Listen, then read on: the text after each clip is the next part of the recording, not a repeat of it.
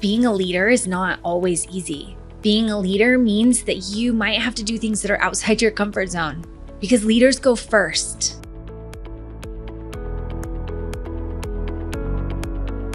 All right, we are back for another episode and I am so pumped up and so excited right now. I was just giving myself a little dance and pep rally here before I went live. It's not really live, but when I started recording, when the little countdown goes 3, 2, 1, and then it starts recording, right before that, I was doing this like dance and getting all pumped up and excited because I am excited about this episode. And I realized I probably say that about every single episode, but it's so true. I love showing up here. I love connecting with you. I love kind of just being in this space and to be able to share insights that I'm having or answer questions that you that have. And this is what this episode's all about.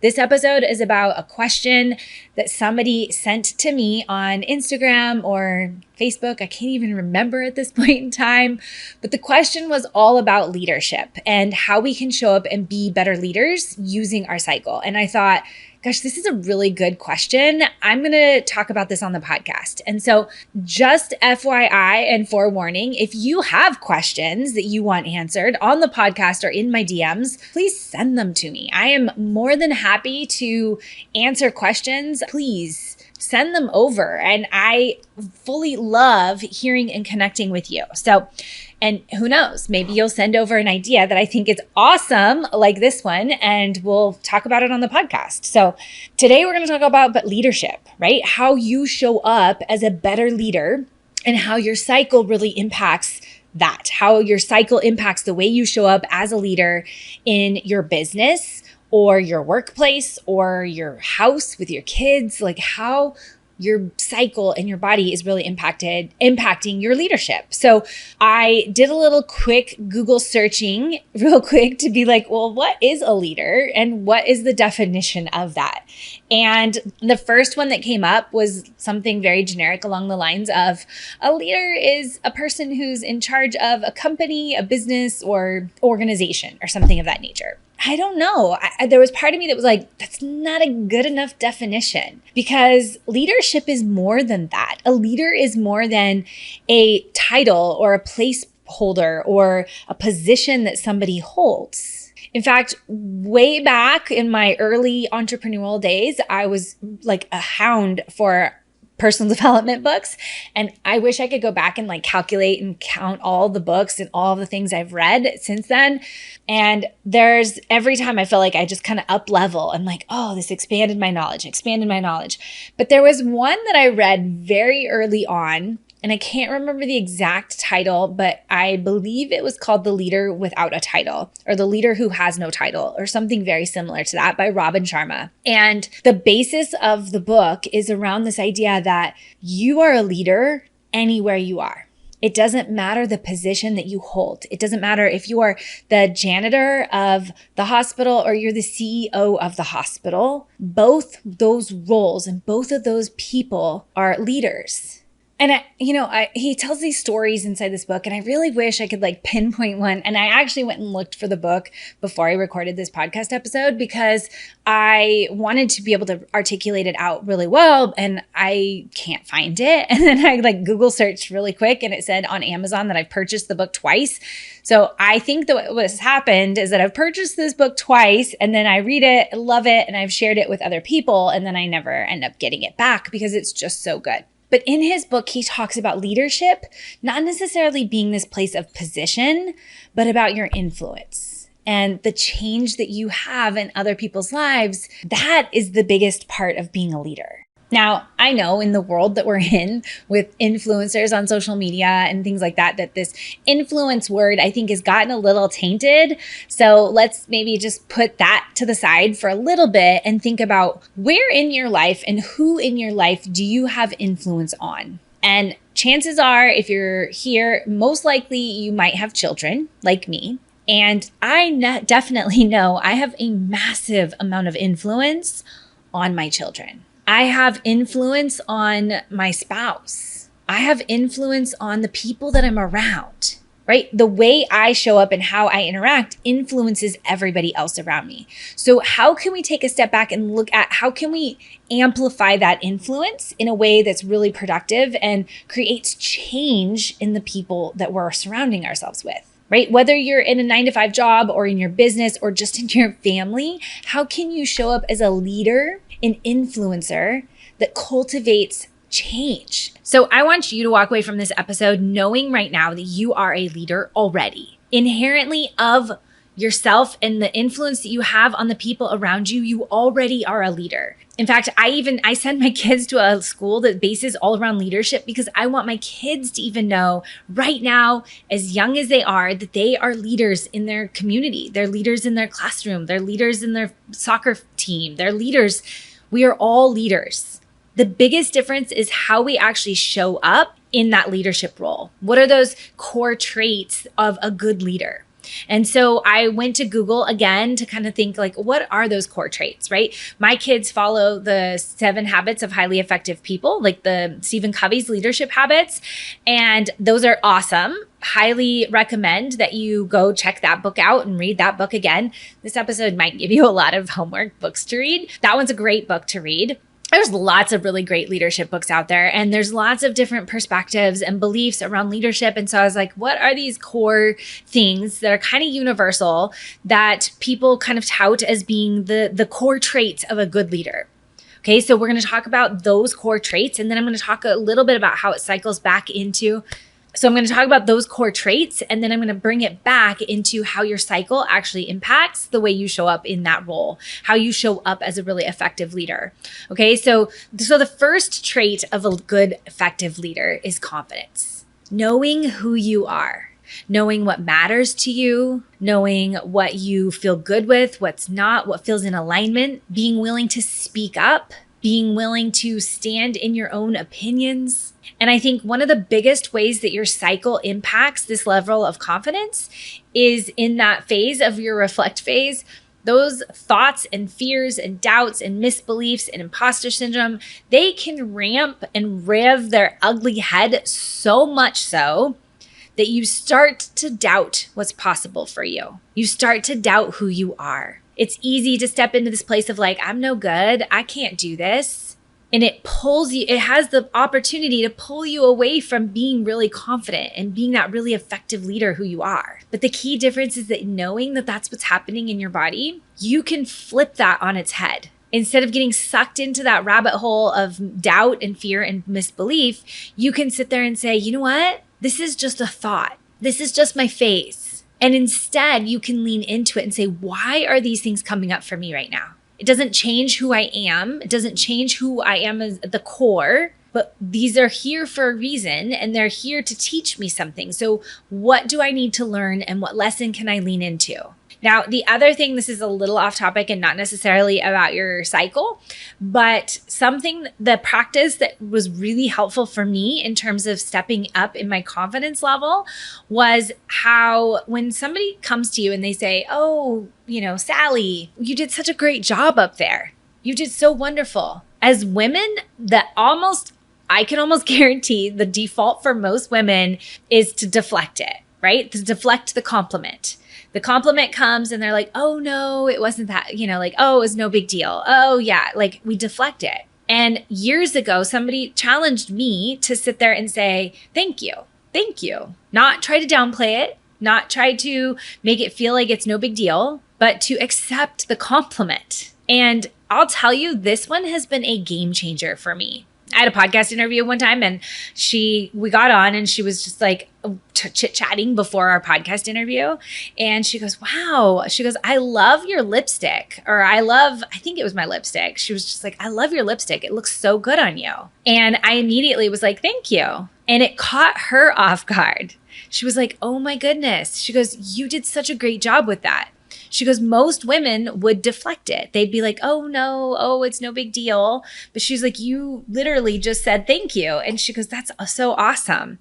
And so we had this really amazing, beautiful conversation about the power of just being able to say thank you. And I know for me, this has changed a lot for me in my life in that level of confidence. And I know I've talked to other women who have felt the same way. And so if right now you're feeling like I'm not very confident, I don't show up as that full leader and influencer because confidence is lacking, try this on. Practice this. If you're at Starbucks or Target or something and somebody just gives a random compliment, just get into the practice of saying thank you. And then I will go even a little bit further than that, is that when you start to see places where you are doing really well, like maybe your clients are getting wins, maybe you did something really well, like you actually celebrate that. Keep a win diary, something where you list out all of your wins, the things that you're doing really well. Because most women are undervaluing that and we're not celebrating enough. Guilty as charged, right? Like I am so guilty of this even still, of all the the lessons and all the progress that I've done. I'm still super guilty of devaluing and undervaluing those wins that I have. So maybe you and I can commit to doing this together, that we will just commit to being more willing to celebrate wins and shout them from the rooftop. Be willing to share them, okay? Okay, now leadership habit number 2 is integrity. And I don't think this is one that I saw online, but there was one that I saw that was about taking personal responsibility. And for me, those two kind of go hand in hand in the fact that if you take personal responsibility for your life and operate in integrity, right? Like they kind of, I guess they could be separated out into two, but I think that they're a little bit of both, or like we could probably dissect them. But really this place of how can you take 100% responsibility for your life and the way you show up? How can you be in integrity with what you say you're going to do, doing what you're going to do, say you're going to do, showing up where you're going to say you're going to show up? How can you take ownership of that? Because really good leaders, they take ownership. When they make mistakes, they own it. When they're operating out of integrity, when they say that they're going to be somewhere and then they can't show up, they try to remedy the situation. They try to make it right. They take ownership of it. This is one where I've had so many situations with my kids that I've had to take ownership for situations, right? When the kids are melting down, there's this chaos, they're fighting. It's been this really big challenge for me to sit there and say, how did I contribute to this situation? What choices did I make that led to the meltdown, that led to the fighting? And instead of looking at it from like, oh my gosh, my kids are disruptive, my kids are freaking out, my kids are fighting, they're all doing all these things, instead looking at what could I do to change the outcome? Maybe it's not in that moment, like that specific outcome. Sometimes it is, but what can I change it next time? What can I do differently next time so that we don't have a meltdown? And then even in those moments saying, what do I need to do right now to fix this? Those are powerful traits. Like having the confidence to be who you are and say what you believe and your voice and all of that. And then number 2, taking personal responsibility and ownership and having integrity for your life. Those 2 things are going to be so incredibly powerful for you and put you into this place of leadership, even without any of the other ones. Those 2 alone, I guarantee you, would make a massive difference. Number 3 is courage. Because being a leader is not always easy. Being a leader means that you might have to do things that are outside your comfort zone, because leaders go first. Leaders show the path. They show the way. They create a vision and they lead people that direction. They help guide them. Leaders don't come up with an idea and then like wait for people to fall off the cliff on their own. They go first. And sometimes that fear can be really big, but leaders operate anyway. They do it regardless of the fear that's there. They do a gut check and make sure that whatever it is in alignment with them, and that the fear isn't these like internal radars going off saying, don't do this, don't do this. But they know that fear is going to come up when they're pushed to their limits and pushed to their box. And they do it anyway. This summer, my daughter did junior lifeguards, and it was amazing to watch her. She will tell you she hated it, but she didn't really hate all of it. She hated the fact that they made them run on the beach and do push-ups and do like water entries, like physical strenuous activities, like working out kind of an idea. That's the part she hated. Otherwise, she liked a lot of it. But they culminated the whole junior lifeguards with being able to jump off the Ocean Beach pier. So typically nobody's allowed to jump off the pier I think this is the only time anybody is ever able to jump off the pier is during this junior lifeguards pier jump. And she had been working herself up about it for a long time. She was really worried, really concerned about jumping off the pier. She wasn't sure she was going to do it. And her head was like psyching out all of these different possibilities of what if I run into the pier? What if I jump in and the waves catch me and I run into the pier and I get hurt? Or what if this or what if that? Like her mind was spiraling into all of these different possibilities. And there was a lot that we did. We talked through, and sometimes that's helpful, right? As a leader to like talk through all of those different possibilities and go to those far extremes of like, what's the worst possible outcome?